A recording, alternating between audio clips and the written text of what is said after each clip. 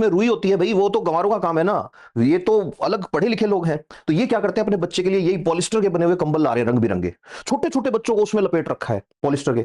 और वो कंपनी वाले उससे ज्यादा समझदार हैं, कंपनी ने क्लियर कट उस पर वार्निंग के साथ लेबल लगा रखा है 100% पॉलिस्टर। अब वो पता नहीं डिग्रियां लेके ही घूम रही है या क्या है, छोटा सा बच्चा है उसको उसमें लपेट रखा है उसने, और उसमें धागे ऐसे उठ रहे हैं। अब कंपेयर करो सिचुएशन कि आप रात को कॉटन की रजाई लेके सो रहे हो, या आप वो खेस बोलते हैं जिसको कॉटन से बनता है वो ले रहे हो, या ऊंट की ऊन से या भेड़ की ऊन से बना हुआ कंबल लेके सो रहे हो सकता है वो कूल नहीं लगे, हो सकता है चुभ रहा हो सकता है रजाई आपको देखने में सुंदर नहीं लगे।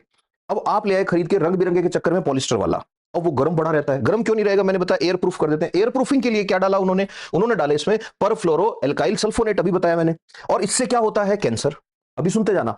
इसके अलावा जब बन रहा था तो क्या डाला, एंटीमनी डाला। शुरू में पॉलिस्टर जब बनाया था तो ये थोड़ी पता था कि इसके कंबल बना लेंगे लोग, और कूल दिखने के चक्कर में छोटे छोटे बच्चों को वो कंबल उठा रखे हैं।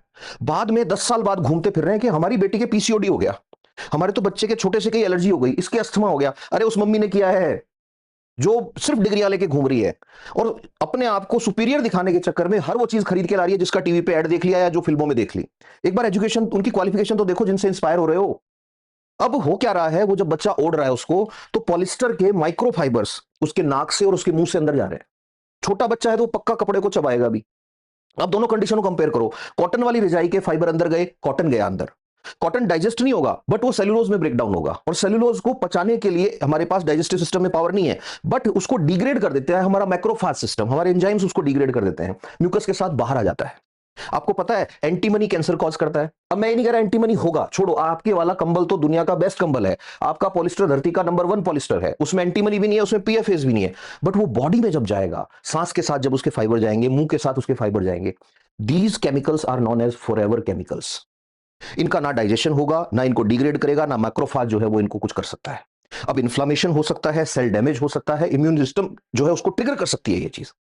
अब सोचो, आप नजर डालो चारों तरफ। अवेयरनेस की बात मैं क्यों करता हूं, ये अपने आप को अवेयर समझने वाले लोग जो हैं, इन्होंने, ये खुद ग्रेजुएट होंगे, पोस्ट ग्रेजुएट होंगे, डॉक्टरेट होंगे, और इन्होंने अपने गाइड बना रखे हैं उन लोगों को जिनकी 10th भी नहीं हुई कभी ढंग से। क्यों, टीवी पे ऐड आया हम वही लेके आएंगे क्योंकि हम कूल हैं। रजाइयां जो है वो तो अच्छी नहीं लगती ना, कौन रुई भरवाए कौन ये करे। बट रुको, समय आएगा घूम के। जैसे ही अपने बच्चों को वो घोल घोल के पिलाते थे ना पाउडर जिनमें 70% चीनी हुआ करती थी, ये सोच के कि हमारी बेटी बनेगी औरों से लंबी, टॉलर, स्मार्टर, कुछ नहीं है, चीनी चीनी थी उसमें। डायबिटीज होगा तुम्हारी बेटी के थोड़े टाइम बाद। ये आएंगे ढूंढते हुए कि भैया प्योर वाली रजाई दे दो हमें, तो जिसका अस्तर भी कॉटन से बना हो। ये औकात है अर्बनाइजेशन जिसको कहते हैं। मम्मी है वो बच्चे को कॉटन की रजाई नहीं उठा रही क्योंकि उसमें रुई होती है भाई, वो तो गंवारों का काम है ना। ये तो अलग पढ़े लिखे लोग हैं। तो ये क्या करते हैं,